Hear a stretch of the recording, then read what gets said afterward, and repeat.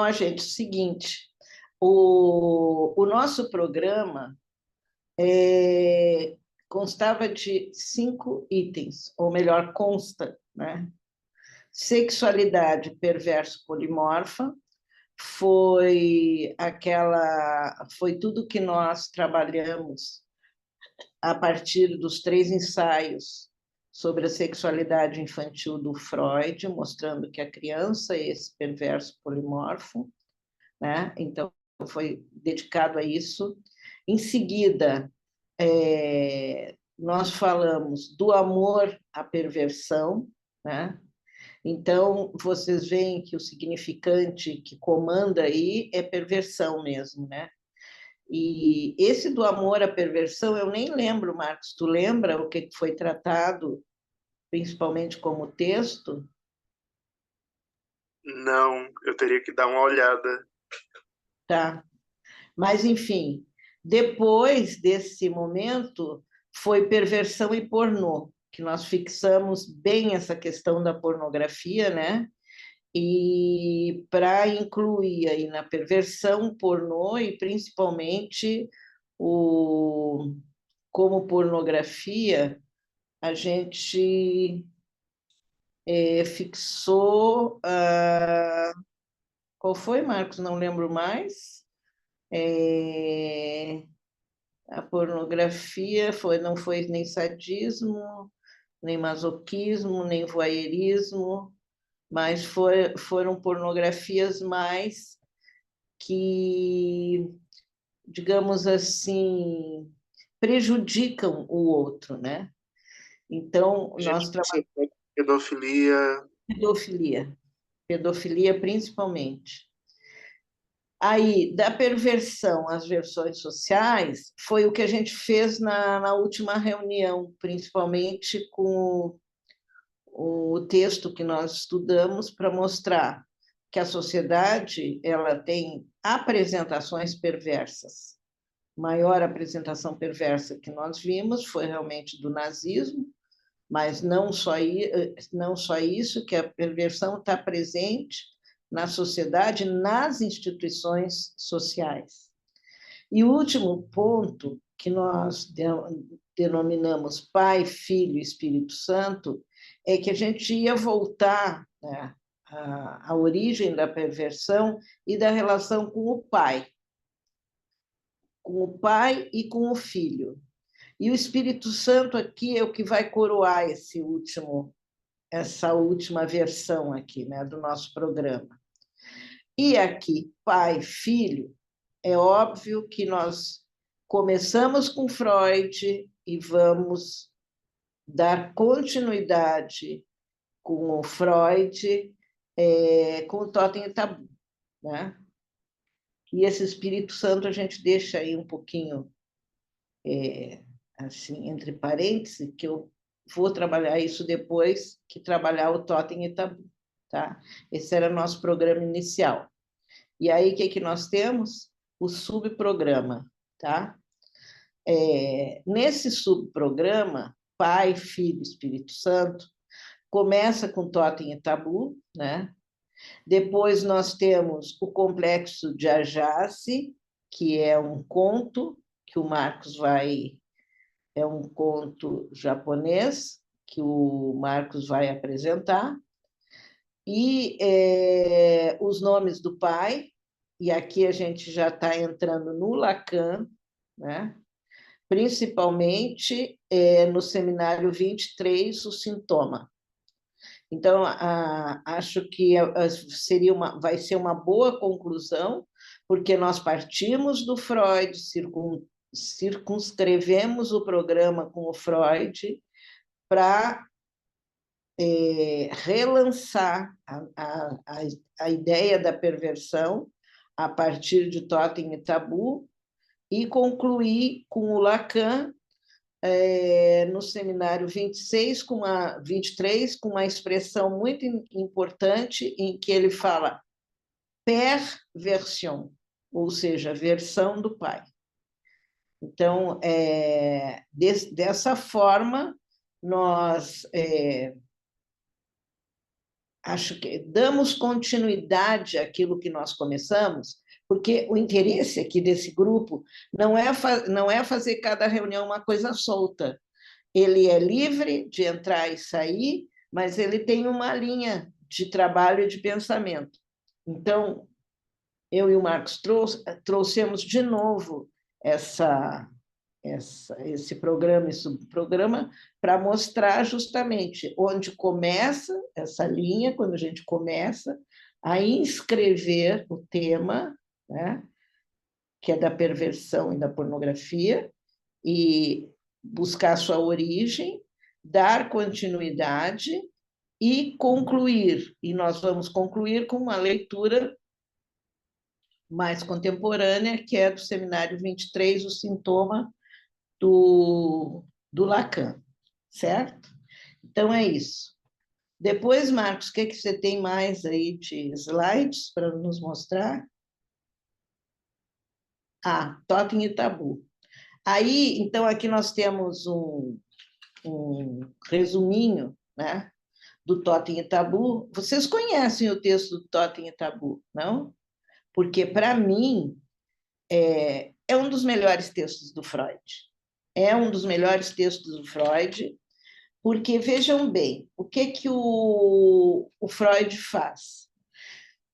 Freud, ele era um homem de ciência, e ele criou a psicanálise.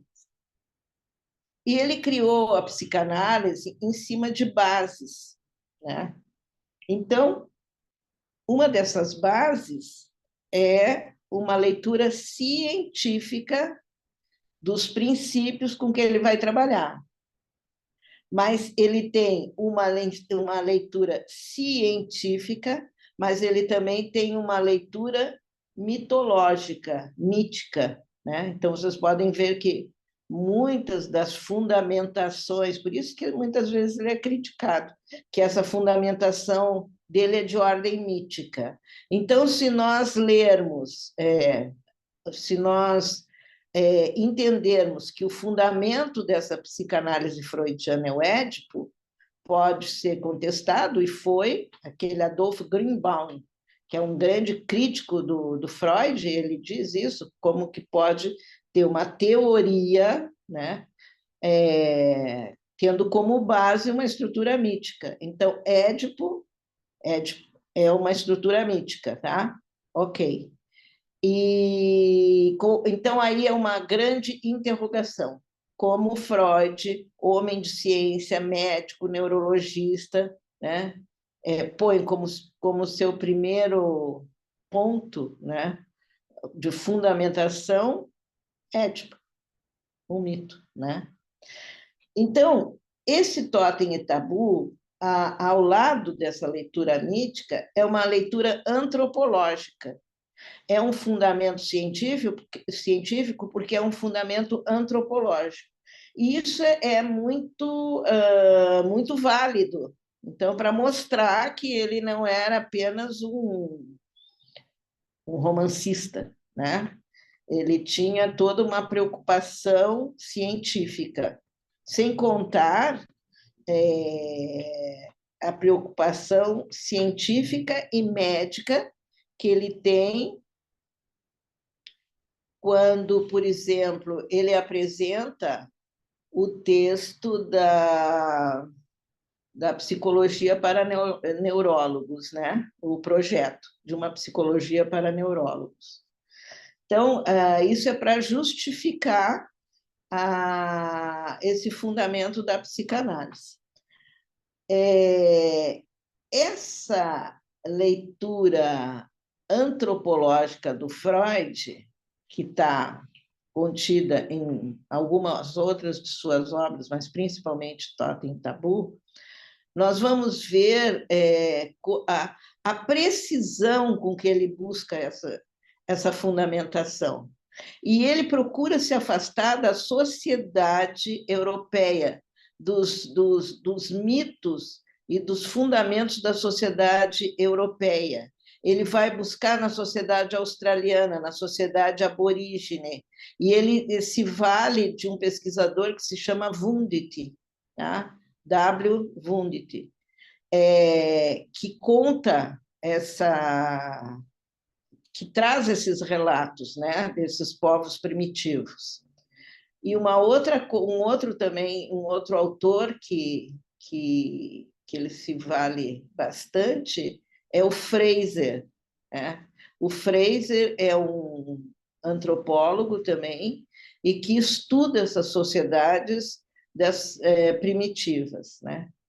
Então, o texto de Totem e Tabu, ele relata a história da primeira comunidade dos homens, que ele vai chamar de comunidade primeva, constituída por um pai tirano e seus filhos, os escravos. Isso vocês marquem bastante, porque é a coisa principal, que o pai é um tirano, tá? É uma sociedade regida por esse pai tirano. Esta relação impedia que os filhos tivessem qualquer tipo de liberdade. Havia um fator que distinguia essa comunidade das demais. E isso aqui é a coisa mais importante, que o tirano tinha direito absoluto sobre todas as mulheres da comunidade. Por quê? Porque se vocês pegarem o texto de Totem e Tabu, vocês vão ver que no item 1, que se chama O Horror ao Incesto, vocês vão ver lá duas árvorezinhas, né, que são as fratrias, né? Como é que nessa comunidade primitiva eram divididas as fratrias, ou seja, o sistema de irmãos, né? Mas, independente dessas fratrias, que são os filhos, o pai, tirano, todo-poderoso, tinha esse direito absoluto sobre todas as mulheres da comunidade. O Lacan diz que o pai gozava de todas as mulheres. E quando ele fala gozava de todas as mulheres, aí tem justamente o Lacan aponta para esse conceito e significante gozo, tá? Tirava proveito de todas as mulheres. Só que em determinado momento caiu. Não, é porque eu coloquei assim para a senhora aparecer no vídeo, Ah, fica melhor. não, é porque eu estava lendo ali e estava comentando. Em, Ah, eu vou colocar. em determinado momento, o que acontece? Vamos terminar de ler ali, aí eu volto. Os filhos, eles, aqui, ó, Paulo Endo eu acho que ele é da USP, tá?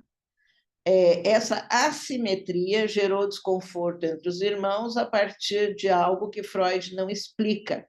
Eles começam a considerar que aquilo, por algum motivo, é injusto.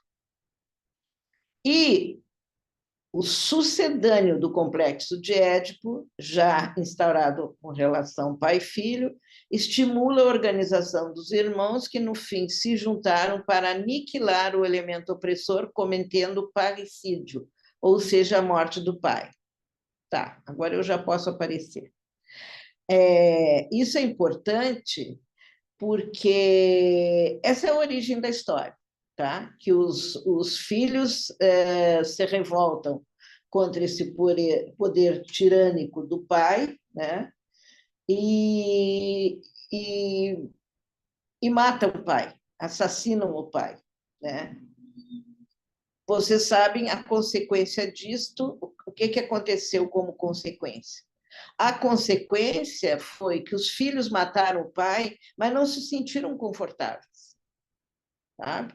Eles ficaram sem pai, sem chefe da tribo, e, ao mesmo tempo, eles não sabiam o que fazer. Essa é a origem do sentimento de culpa. É aí que Freud coloca a questão do sentimento de culpa. E estabelece-se, então, nessa relação, né, nesse ato primeiro, estabelece aquilo que Freud chama de tabu, né? Tabu. Tabu é algo proibido. Por quê? Porque o pai, assim como todos os pais, né, transmutado num animal, né, numa imagem de um animal poderoso, se chama totem, né? Então, o fato deles terem se voltado contra o totem, né, gera um tabu. Esse tabu, né, é que esses filhos, né, se tornaram impuros. Aí uma impureza, um preceito impuro. Isso é importante dizer, porque é como se eles tivessem degradado essa relação paterna, tá? Então, por isso que o livro também se chama Totem e Tabu, porque, na verdade, assim, nessas sociedades primitivas, o que é um totem? O totem é um animal sagrado, o totem é um animal, é um espírito sagrado, né? Que pode ser representado nos povos norte-americanos, por exemplo, é representado por uma ave, é representado por um animal qualquer, e isso representa o espírito da tribo. Tá? O tabu é que aquele que se rebelar contra o espírito da tribo será castigado e deixa de ser virtuoso dentro da comunidade.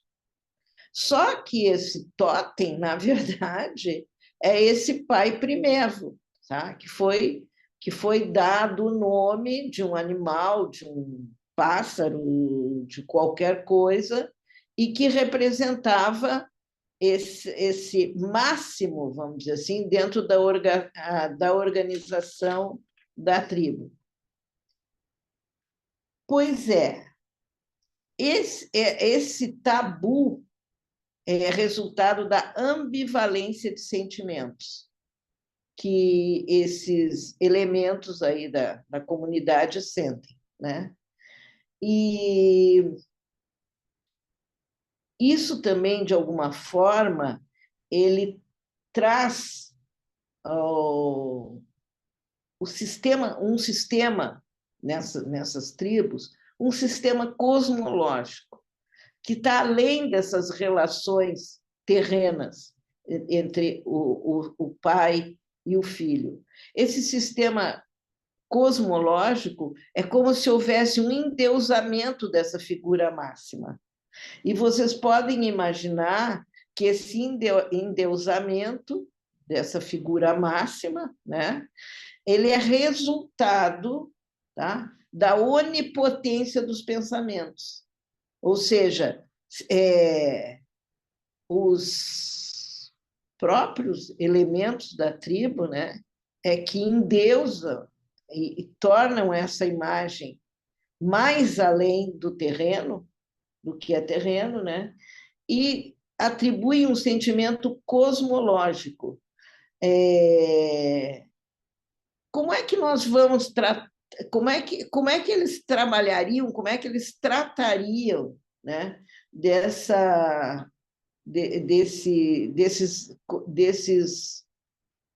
desses elementos que estão além da natureza humana?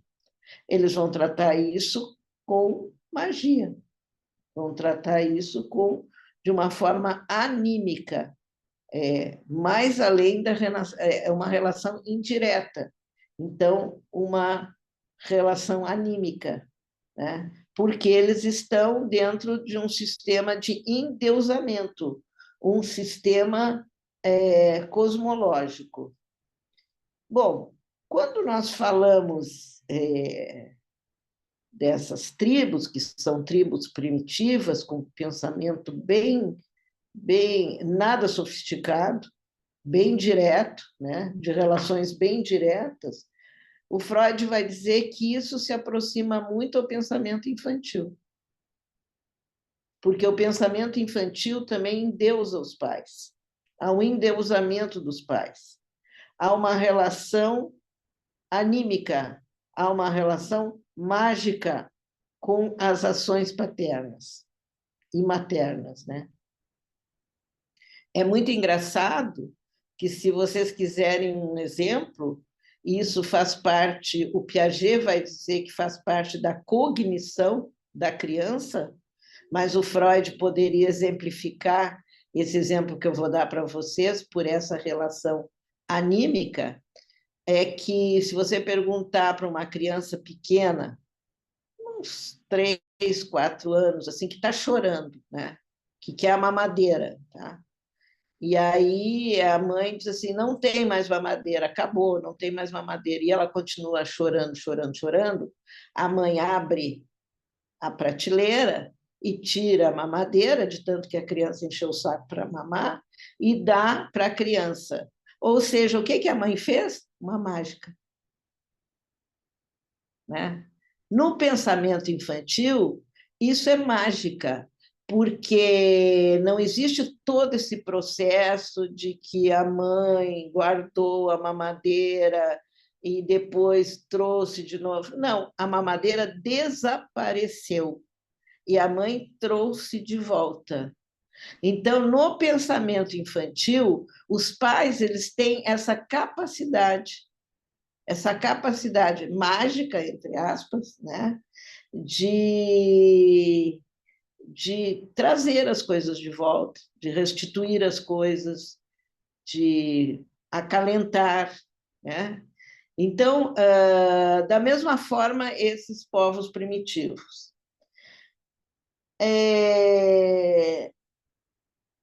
Então, nós temos aí, nesse primeiro momento, né, do item 1, o do horror ao incesto, o resultado dessa luta dos irmãos contra o pai, né? E dessa organização familiar que o Freud traz como as fratrias. Essa organização são as formas de acasalamento entre os diversos grupos, né? E essa é uma forma tão intuitiva que os elementos dos grupos eles não podiam se acasalar entre si.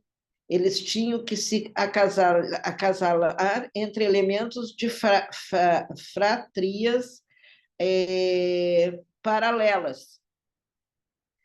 E o que acontece com isso? Eles procuravam, de uma forma intuitiva, como eu disse, preservar o grupo, preservar não apenas a identidade do grupo, mas a vida do grupo, né? Porque haveria uma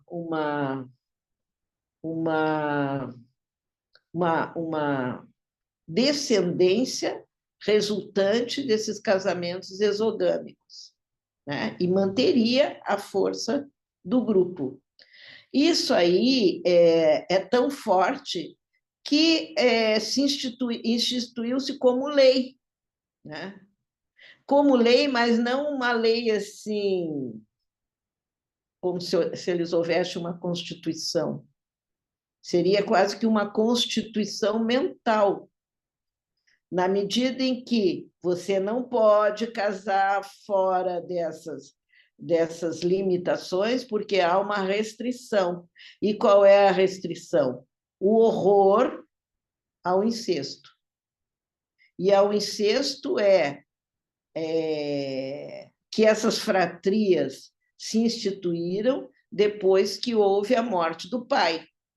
Que o pai, sim, podia gozar de todas as mulheres. Agora, não. O pai foi morto e estabelece uma lei. A primeira lei, então, mas vejam, é uma lei mágica. A primeira lei se chama horror ao incesto. Porque se houvesse incesto,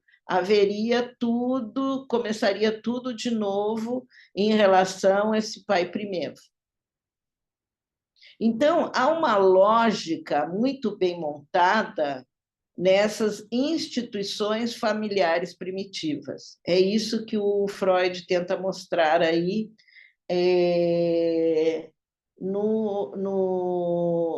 nesses primeiros capítulos.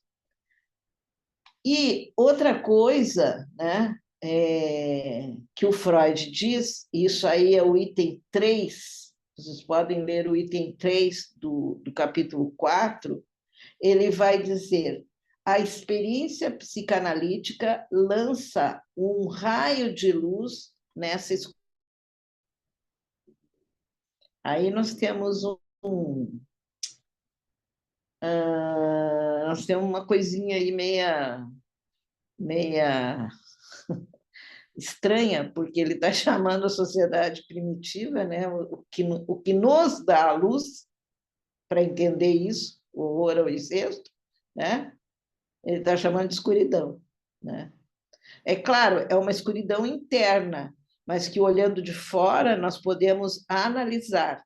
E essa análise é a que ele faz através da experiência psicanalítica.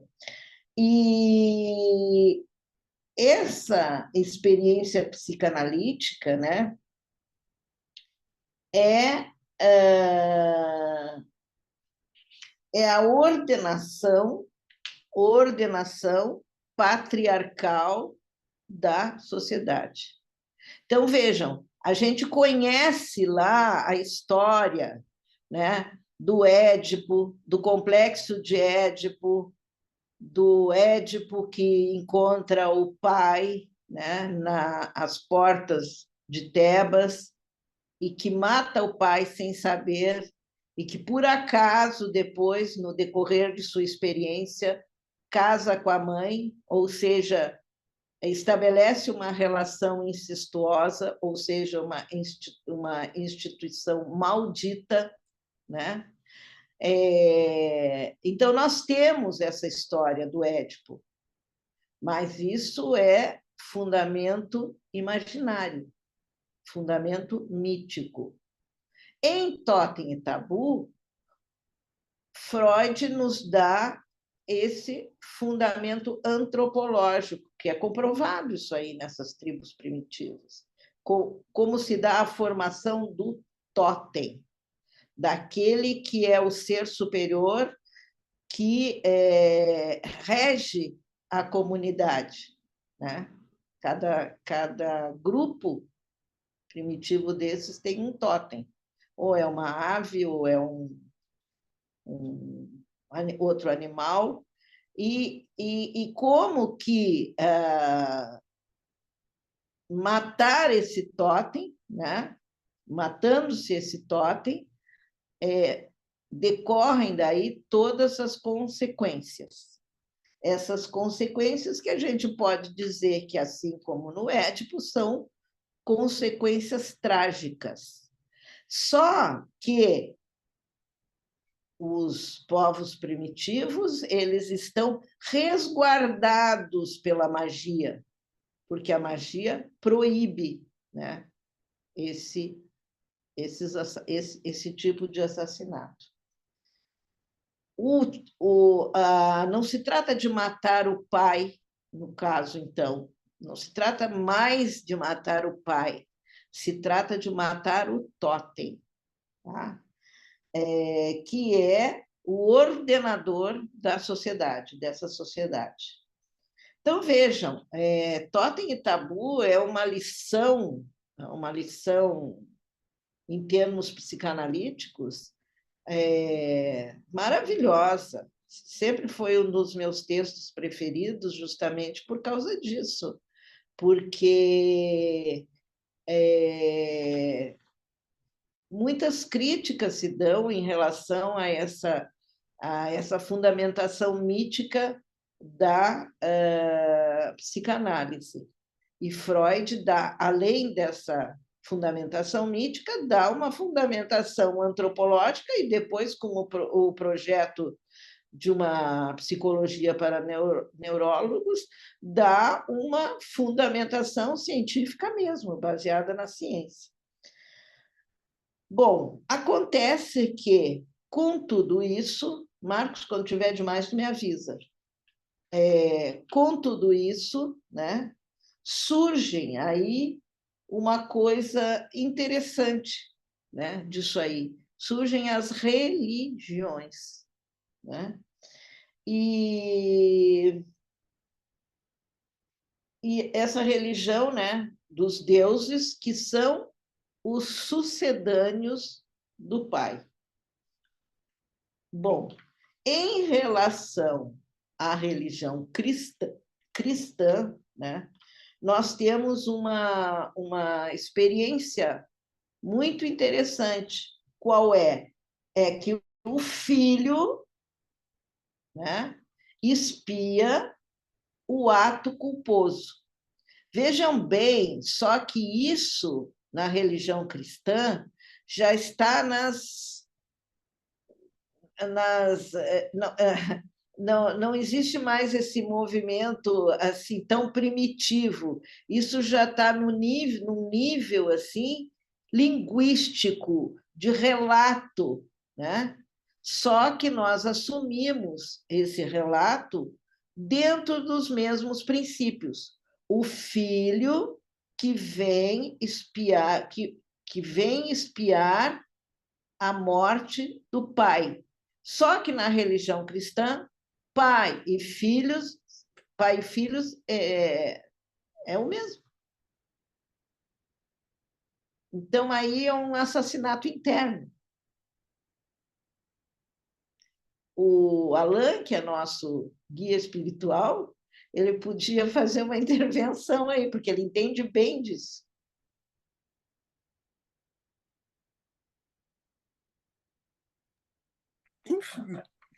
Então, Cristina, por exemplo, se formos pensar a história do cristianismo, por exemplo, quando e também da história de Israel, né, das religiões de Israel. Exemplo claro seria a ideia de Jesus, que depois você vai trabalhar, eu creio que não sei que se vai chegar a esse ponto, que a igreja, sobretudo na história do cristianismo da Igreja Católica, nós vamos ver que o pai está no filho, né? Na morte do filho, o pai também morre. E, consequentemente, é uma morte da própria religião, que no caso a morte do judaísmo.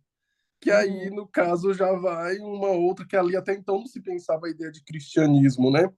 Então, eu creio que realmente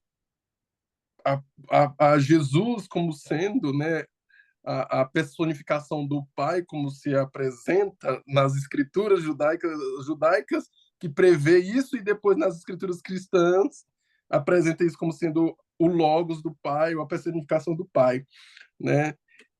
E isso fica muito claro, né, que inicia um novo ciclo, né, que houve de fato uma outra reflexão em torno daquilo o que era realmente o Pai. E assim como também no Édipo, e vai se estender a Antígona, né? Que eu creio que começa a Antígona reivindica não mais a morte do anterior, mas a morte do irmão, que já começa uma outra reivindicação, né? Que seria... O Butler até tem um texto chamado A Reivindicação de Antígona, né? Que traz exatamente... Eu penso que eu estou pensando no torno dessa ciclo, né? De cultura que renasce ou que nasce num outro formato e fortalecido. Por mais que com a morte não se pense uma ruptura trágica e cabal. Eu não consegui ver isso, né? Sobretudo a partir da história, como eu falei no início, da história do cristianismo, né? Se formos olhar a personificação do pai no filho. E aí, enfim, creio que... Sim, o filho, quando o filho morre, ele morre para como redenção, né, do pai. Só que também é uma reflexão complexa, porque pai e filho são o mesmo. Uhum. Né? Mas aí nós temos que separar as duas figuras. pai e filho. Então, o que o Freud está dizendo é que, no fundo, todas as religiões elas vão se remeter à lei do pai, elas vão se remeter ao crime contra o pai, elas vão se remeter às consequências disso, né? Para instituir aquilo que nós conhecemos, né? Se nós seguimos essas religiões, como crime e castigo, né? Todas as religiões têm um crime e ao lado do crime tem o castigo, né? Então, o Freud ele dá essa luz, né? Tratando das religiões, porque ele vai mostrar a origem da culpa. Tá? E ele vai falar isso de culpa trágica, tanto em relação ao complexo de Édipo, quanto em relação a essa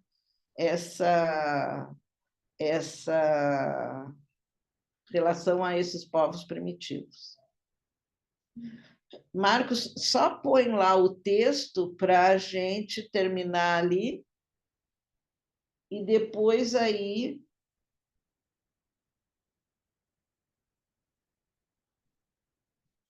o que eu queria dizer para vocês aqui, né, o anterior.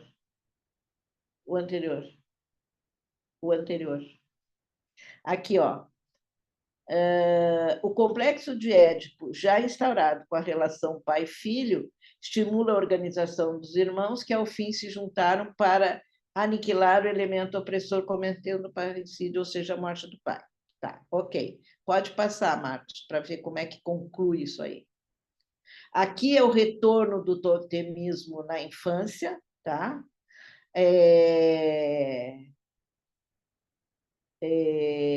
Que é considerado enigmático e tal, devendo ser a compreensão histórica e psicológica, a divisão das teorias do totemismo em 3 grupos, as nominalistas, as teorias sociológicas e as teorias psicológicas.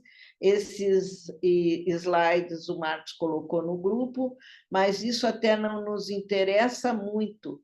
O que nos interessa, pode passar, o que nos interessa mesmo, tá? Isso aqui é importante de explicar, porque o Freud termina o texto de Totem e Tabu em relação a esse assassinato do pai e, como consequência, a culpa trágica, né? Ele termina o texto com essa frase maravilhosa: no princípio era o ato. No princípio era o ato é uma referência flagrante a no princípio era o verbo, de João. Tá? Ou seja, lá naquela sociedade primitiva, ocorreu um ato, um assassinato. Né? Essa transmutação para a religião, e principalmente para a religião cristã, nos traz esse paralelo com essa frase: no princípio era o verbo. Ora, o que é o verbo? O verbo, em grego, é o logos. No princípio é o logos. Ou seja, no princípio é a razão. No princípio é a palavra. E essa palavra é que está nos evangelhos, que reconta a história do pai, que reconta essa história da salvação que o filho realizou. Tá? Então, nós temos esse paralelo aí muito interessante, e esse paralelo é um ponto de partida para nós pensarmos essa questão aí. o Marcos vai apresentar um exemplo, tá? E ele tem uma outra citação, o Freud, aí, que é importantíssima, né? Que ele diz: o que herdaste de teus pais, conquista-o para que o possuas. É linda essa frase. Porque o que nós herdamos do pai? A culpa, o assassinato, a culpa decorrente do assassinato, né? Mas uma reflexão. Nós herdamos a reflexão sobre essas relações do pai com o filho, né? Então, isso aí é super importante nós termos bem presente. O que eu vou fazer na próxima reunião, porque eu quero dar o espaço para o Marcos, que ele vai apresentar um exemplo, né, dessa culpa, desse ato, né, dessa importunação que causou esse ato. O que eu quero continuar na próxima reunião são as implicações psicanalíticas disso, do que nós lemos no Totem e Tabu, que são as implicações da neurose, tá? Então, eu vou passar para o Marcos e ele vai nos dar um exemplo muito bacana, ele vai explicar aí qual é o exemplo, e nós poderemos continuar com a discussão depois. Pronto, Marcos. A palavra é tua.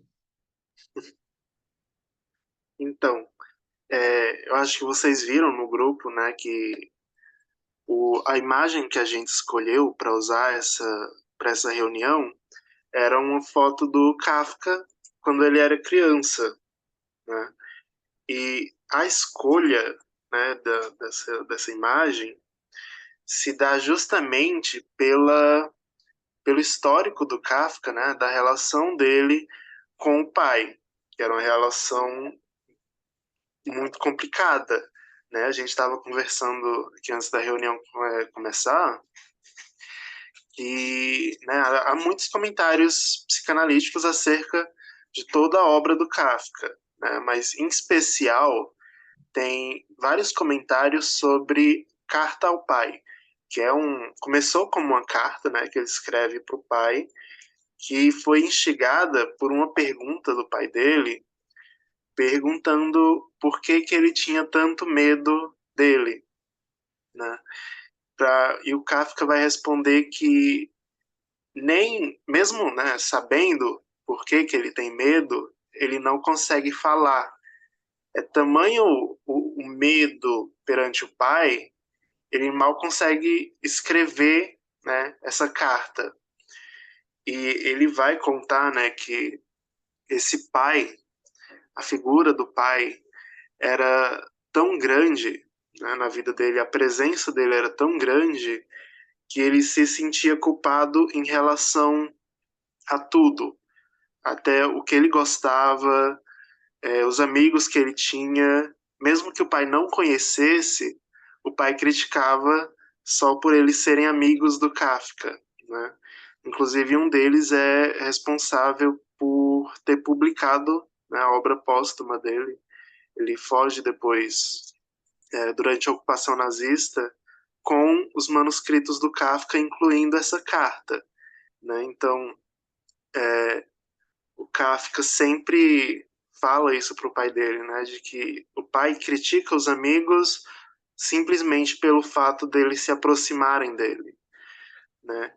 Ele se compara muito com a imagem desse pai, ao mesmo tempo em que ele se compara com todo. Isso é o que ele fala nessa carta.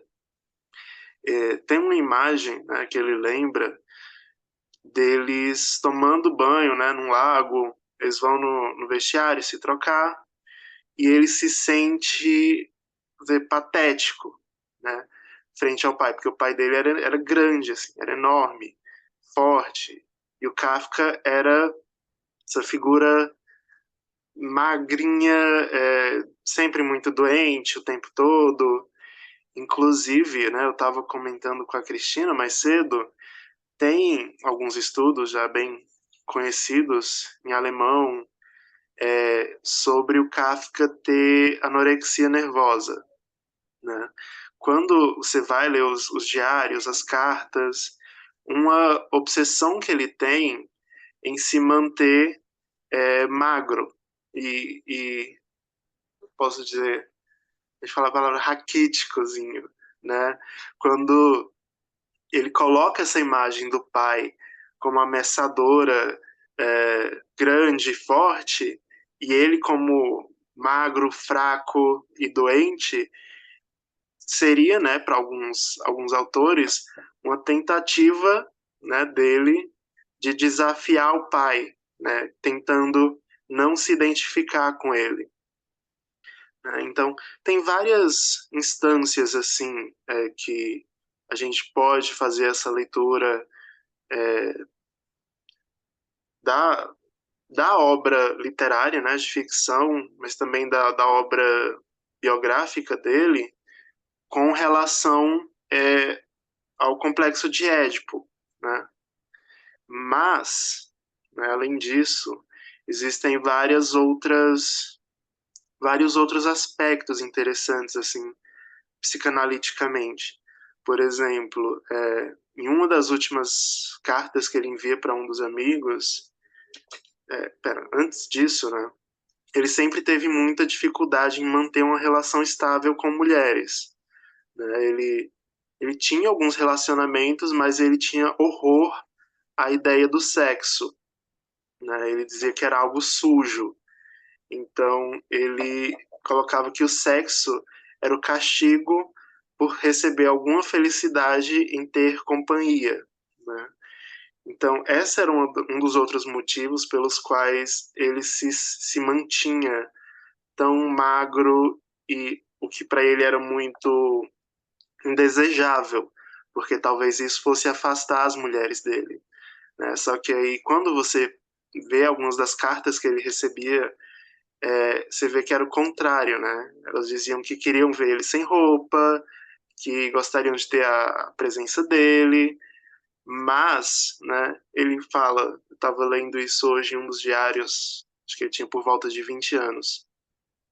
Se eu tivesse pelo menos um membro a menos, se eu tivesse alguma deformidade no rosto, alguma coisa para afastar elas de mim, isso já valeria mais a pena, né? Porque o meu defeito, ele não pode ser visto, né? Ele é interno. Então, eu acho que, né, ele tentar externalizar, né, o que ele chama de defeito no corpo, né, através da doença, de se manter doente.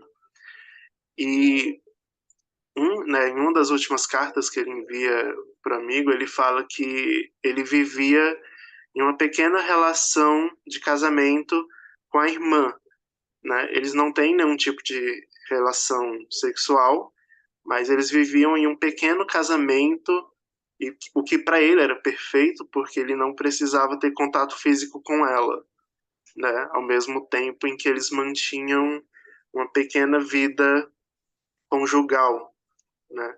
Talvez uma outra forma de desafiar o pai. Essa é um dos trechos, né, da carta ao pai e um dos comentários também sobre a carta, na verdade. Kafka usa o seu gênio literário para criar imagens que intensificam o contraste entre pai e filho, tirano versus servo, colosso versus criança indefesa, com o pai ocupando quase todo o mapa mundial, enquanto o filho fica restrito a áreas inabitáveis. E quando você vai ler a carta, os diários, elas são muito distintas, assim, elas têm realmente essa qualidade literária que quase te fazem esquecer que era para ser um diário ou uma carta, né? Ele confecciona muito bem elas de uma forma quase imaginativa, né? O que por vezes acaba, para alguns críticos, apontando que você não deve levar esses escritos autobiográficos muito ao pé da letra, né? Porque ele disfarça muita coisa.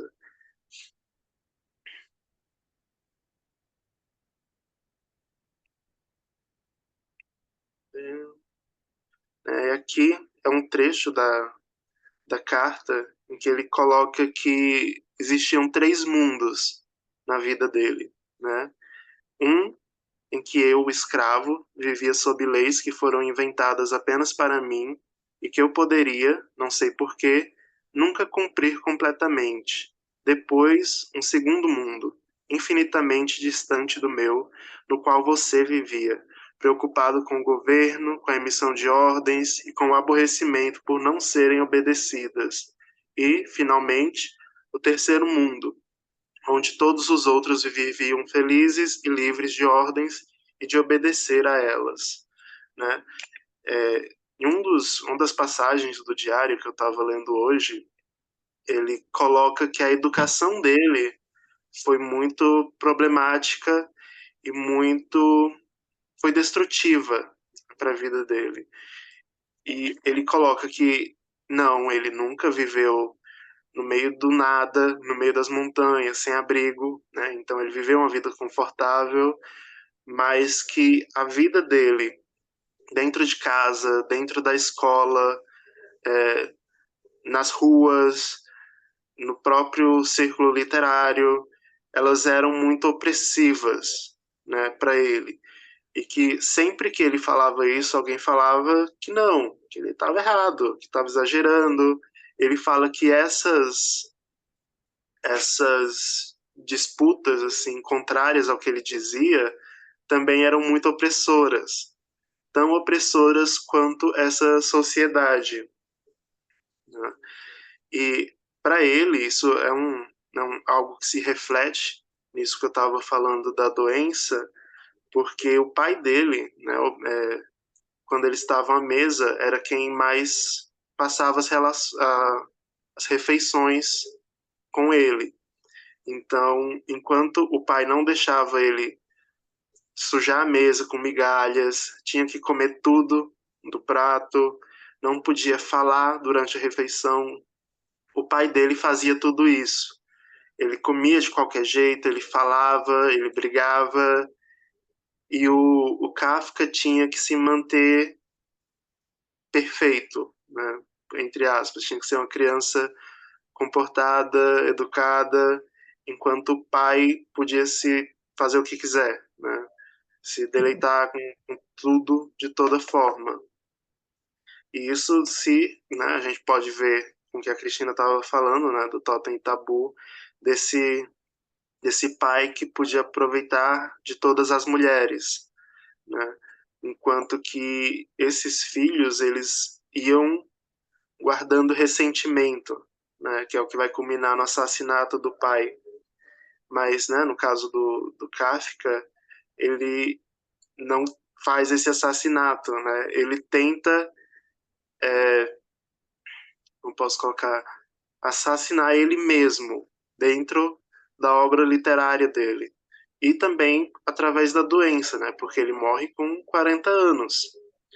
E na literatura fazem muitos paralelos, né, entre o que ele escrevia nas obras autobiográficas e a literatura.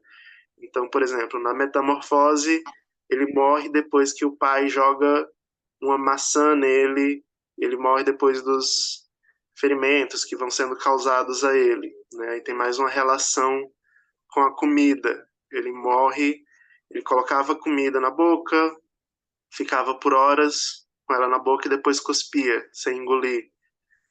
O Kafka também fazia esse tipo de coisa. E são muitos paralelos assim que a gente pode traçar com a psicanálise, né? Foi por isso que a gente resolveu trazer a imagem dele um pouco para ilustrar a teoria do Freud. Eu acho que é isso, assim. Tem muita coisa, acho que quem quiser ler a carta vale a pena, que ela é bem pequena, acho que são por volta de 100 páginas.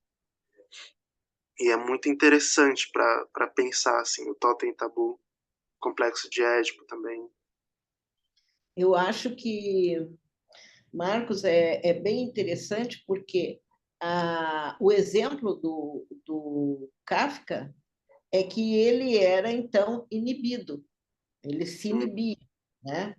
E, e é bem a relação neurótica, porque o neurótico qual é a diferença entre o neurótico e o primitivo? É que o neurótico é um inibido e o primitivo não é inibido. Tá? O pensamento do primitivo logo se converte em ato. E o pensamento do neurótico tortura aquele que pensa. Na sociedade primitiva, o ato é o substituto do pensamento. Mas na neurose não existe essa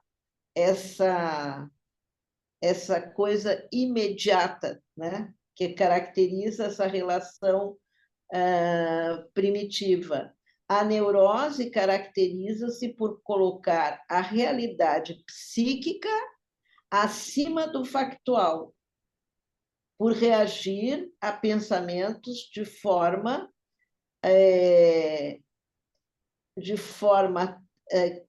que de forma como as pessoas, não de forma como as pessoas normais reagem às coisas reais. Vejam bem, eu estou falando aqui de um contexto que é lá de 1913. Isso aí está no Totem e Tabu.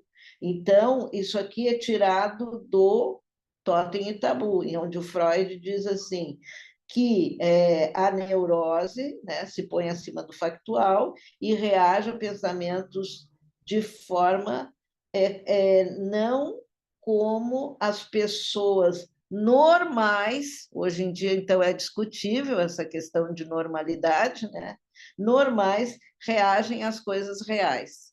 Mas dá para ter uma visão de que essa culpa, essa relação ao pai, assim, dá o esboço da neurose para pessoas comuns ou normais, como o Freud fala. E que o exemplo que tu traz é magnífico, né? Porque o que é a metamorfose?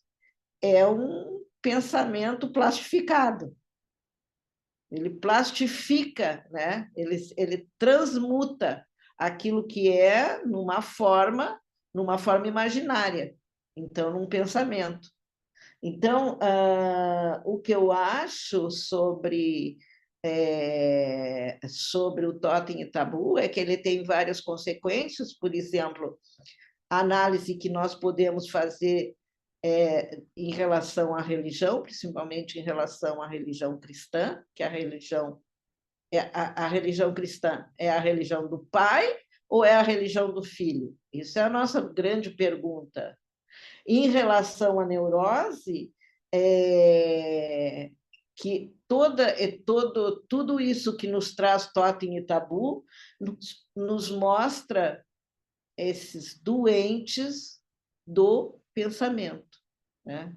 Que não reagem àquilo que é real, mas reagem ao imaginário também. Né? Então, o fundamento da neurose, principalmente do obsessivo, é aquele que é doente dos pensamentos, diferente da histeria. Não vou nem entrar aqui na histeria, mas vocês vão ver que a histeria tem muita relação com isso também, porque a saída do neurótico obsessivo são esses pensamentos. Está na cara aí que o Kafka é um exemplo de obsessivo, né?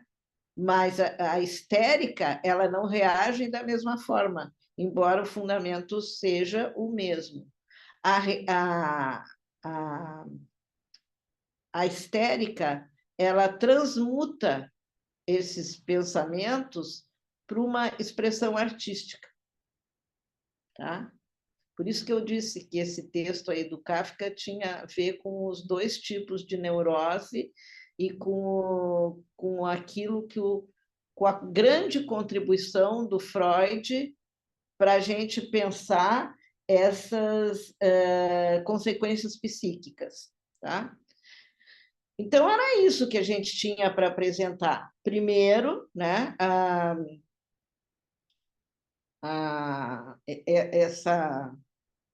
essa linha, né, antropológica aí do Freud, que não é só uma para a gente conseguir delimitar a linha antropológica, a linha mítica, as consequências do ato, né, que é a culpa trágica, as consequências dessa culpa trágica para a vida, para o homem, para a mulher, a consequência psíquica são principalmente as neuroses. Vejam bem, eu tô insistindo nessa questão da neurose. Por quê? Porque aqui nós estamos caracterizando isso aí e dando como consequência a neurose. Mas o que nós queremos fazer é mostrar, a partir disto, como é que se dá essa relação à perversão. Será o próximo capítulo. E isso que o Marcos apresentou sobre o Kafka é lindo, porque é um testemunho do próprio Kafka, tá? Ele é um artista, ele traz a escrita artística, né? Ele cativa os sujeitos, masculinos e femininos, e, de uma certa forma, dá uma abertura para essas manifestações psíquicas, né? A histeria e a neurose. E agora, o próximo capítulo são em relação, tudo isso em relação à perversão. Alguém tem uma suspeita como isso pode se dar?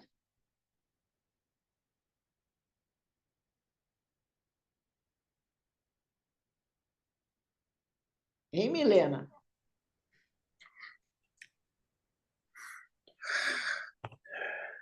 Professora, eu estou pensando, mas eu não, acho que eu não vou arriscar, não. Vou esperar o aluno arriscar.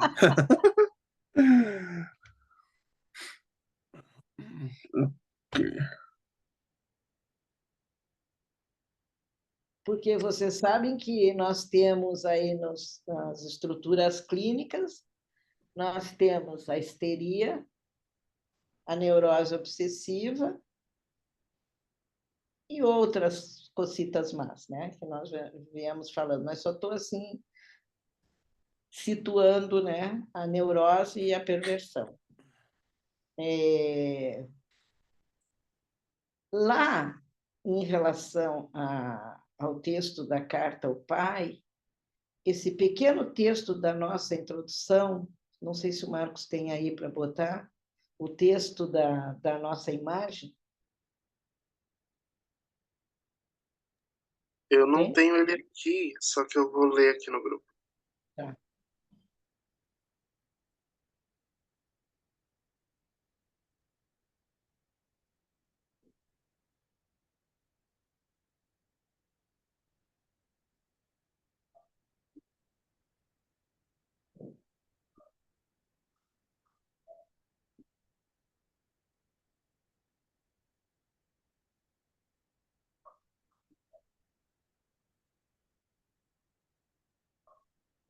Para mim, você tinha qualidade enigmática que todos os tiranos têm, os quais seus direitos são baseados em sua pessoa e não na razão. Pelo menos assim me parecia. Como é que ele trata o pai? Como um deus? Sim, mas a palavra, o significante que ele usa Ah, aí, tirano. tirano. Tá? Então, o tirano, o que é um tirano? O tirano é um perverso. Né? Vamos lembrar lá da Rudinesco, que ela traz no seu texto, né, como as sociedades também são perversas, mas são perversas através da tirania de um, né? Então, ele usa esse significante tirano, ele pode ter essa questão alimentar, ele pode ter, o Kafka, pode ter essa questão de fraqueza, de não relacionamento com as mulheres e tal. Né? Ele tem esses problemas psíquicos, mas o pai como ele denomina, é o tirano. Eu acho Então, engraçado. Tem uma passagem que eu não lembrei de citar, mas que em uma carta dele, específico, ele fala que Deus não quer que eu escreva, mas eu escrevo, né? E era justamente o que o pai dele também não queria, né? Então tem essa identificação do pai com Deus, ele com o filho, pai e filho. e da lei da transgressão também. Exatamente, da lei da transgressão. E então aí vejam bem, o Totem e Tabu ele não é apenas um texto assim de apresentação dessa teoria antropológica. Ele é um texto que nos faz pensar. Ele nos faz pensar, principalmente, prestem atenção no capítulo 4 lá, que é como é que chama? O retorno infantil ao totemismo, ou seja, o retorno infantil ao totem, né? Ao Deus. Né? E quais são as consequências disso? Né? Principalmente consequência religiosa, porque mesmo Kafka, independente de religião que fosse, existe assim uma admiração religiosa pelo pai. Ele pode detestar o pai, mas ele admira. Não é porque nós detestamos alguém que nós não admiramos. A Cláudia, numa reunião nossa do GT, ela falando da relação, estamos falando de política e da relação ao Bolsonaro, né? Então, todo mundo criticando Bolsonaro, naquela época lá da questão das vacinas, não sei o quê. E aí diz que uma menina falou assim, olha, ele está errado, podem criticar o que quiser, mas eu amo o Bolsonaro. Né? Então, existe essa elevação no nível de Deus, de um Deus, né? E que isso se dá em relação ao pai. Veja bem, ao pai, ao homem, não à mulher, nem à mãe. A mãe estabelece as relações mágicas com os filhos também, né? Por isso que se chama, como é que é? O retorno infantil, né? Então, são atitudes infantis do neurótico, da histérica, né? Em relação a esse todo-poderoso que é o pai.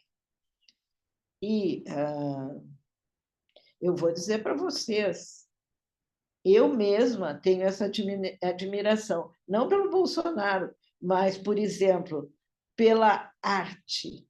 Né? Agora mesmo, o Marcos está acompanhando mais a minha jornada, que eu vou ter que instruir o meu neto dentro dos princípios religiosos. Ele tem 10 anos, e aí eu quero mostrar para ele algumas coisas da nossa tradição religiosa. Mas uma das coisas que eu mais quero ver em Roma é o Davi de Michelangelo, não o Davi lá, o Davi que todo mundo fala, é o Davi que está numa igreja em Roma que foi feito para ornar a sepultura de um grande papa. Tá? Então, este Davi é aquele que tem as guampinhas. Depois tu pode até botar no nosso grupo. Ele tem aquelas guampinhas, né? É luz. Então, eu quero ver esse aí, que é um Deus, porque eu, como mulher, me rendo, né? E a minha admiração a esse Deus está na arte. Mas isso não é específico, todos nós temos esse lado da admiração artística e desse conflito de pensamentos que caracteriza a neurose e da relação ao pai, da relação a Deus, da relação a... Está procurando, Alain, a imagem? Exatamente, eu estou procurando Achou? aqui. Ainda não. Eu estou tentando achar aqui. Qualquer coisa eu coloco no grupo. Eu acho que é Davi, eu não quero me enganar.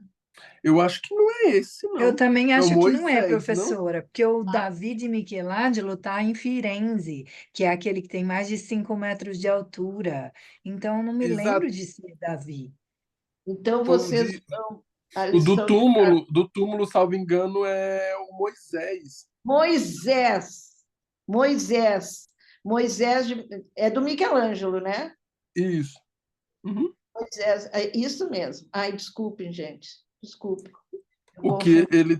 que ele tem segurando o peito, com um livrinho nas tábuas, assim. Enfim, tem O um mais, gesto assim. o mais importante é que ele tem essas guampinhas aí, esses corninhos, tá? Uhum.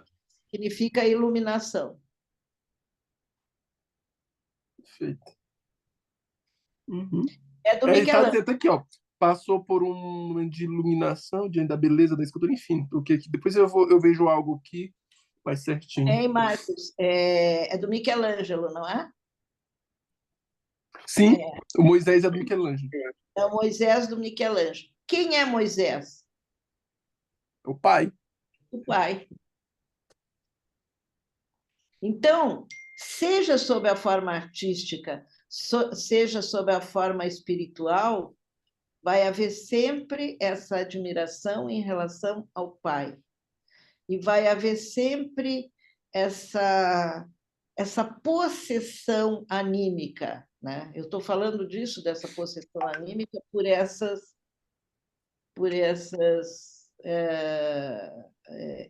representação que ele fez, né, desses chifrezinhos como iluminação. E ele está bem centralizado no túmulo, né? Tá? Ele é o centro praticamente do túmulo. É uma imagem. Outro detalhe. O Freud, ele ia a Roma fazer sabe o quê? Ficava horas e horas sentado nessa igreja, admirando esse Moisés. Por quê? Freud, como judeu, embora ele não fizesse parte, não admitisse essa judeidade, né? Moisés era o pai. O pai dele, no caso, né? Ainda. O pai. Uhum. E ele ficava horas e horas, não sei qual é o texto, não sabe, Milena, dizer qual é o texto que conta essa história, que ele ficava muitas horas diante do Mal está Moisés. na cultura, não? Que eu lembro Hã? que a gente comentou em uma aula, no mestrado, quando tu deste a disciplina para nós, era o mal estar na cultura. Pode ser. Tu comentaste isso com a gente. Então, eu achei assim que essa junção do totem e tabu, das, dos, da, das manifestações psíquicas, da arte, do exemplo do Kafka, como o Marcos trouxe, tudo vem a formar uma constelação aí para a gente entender e dar um passo adiante, porque o nosso passo adiante vai ser não em relação ao filho, mas em relação ao pai mesmo. Tá? Esse aí que o Kafka chama de tirano.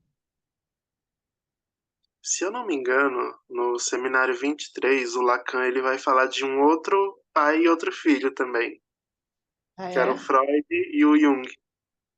Ah, muito ótimo. Ele fala que ele tava falando, ele fala alguma coisa sobre o Freud, aí ele fala quando ele viajou com o seu filho, vírgula, Jung continua. Falou isso? É. Uhum. Porque todo o seminário 23, essa partezinha aí, é relacionada à questão do pai mesmo. Bom, gente, alguém tem alguma pergunta?